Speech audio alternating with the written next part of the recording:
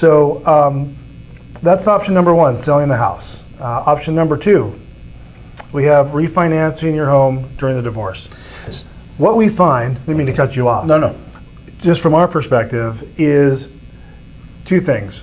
One spouse usually wants to stay in the home, usually because they have their kids and they want to continue raising their kids. School. In the house right. and school, and try and keep a little bit of normalcy.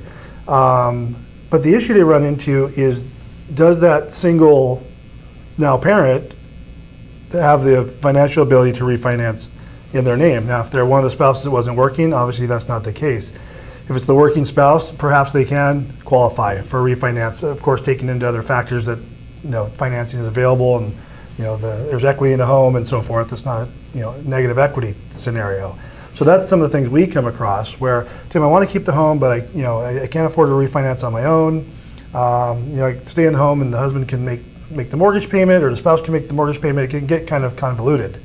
So do you see those types of things in how in some of the transactions you've had? It does happen quite a bit, and in a lot of the people that are purchasing houses, they're a two-income deal. So to have one of them try to pull out and be able to take this house and have it refinanced so the spouse's name is nowhere in association with it, a lot of times it's an impossibility. It can't happen. And just like you stated, which is really important, you need that equity there. Mm-hmm. You have to qualify for the whole deal, the whole pie. So that's refinancing. Some do want to stay. A lot of times, though, I would say 85-90% it just can't happen. So that high, it's going to end up in a sale. Absolutely. Most times. The other, I know, might be, I don't know if we can talk about it here, maybe part of one of your slides, but some of them also think about renting the property out or leasing the property. Okay. But again, when that comes to the plate, we can help you with that, but usually in divorce, people, they just want to break. Mm-hmm. I mean, they want to get that thing cut right down the center, and they want to just move on. Now you have a property, now you have to still communicate with the ex, and discuss issues pertaining to that property. Are they not paying rent? Is there damage to the property? Is the lawn dying? Did they move pets in there when they weren't supposed to? Lots of things. So that comes up too.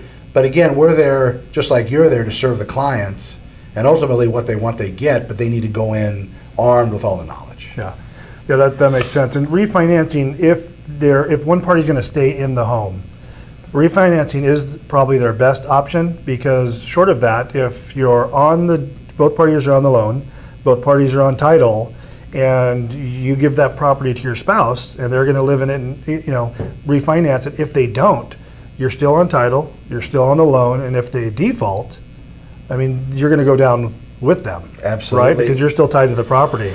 And one thing I wanted to just add to that real quick is the agreements that you make with the court.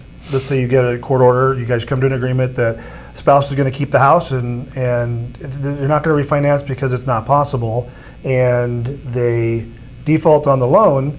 You can't take your court agreement that's signed by the judge and say, look, Bank of America, I don't have any rights to this house anymore.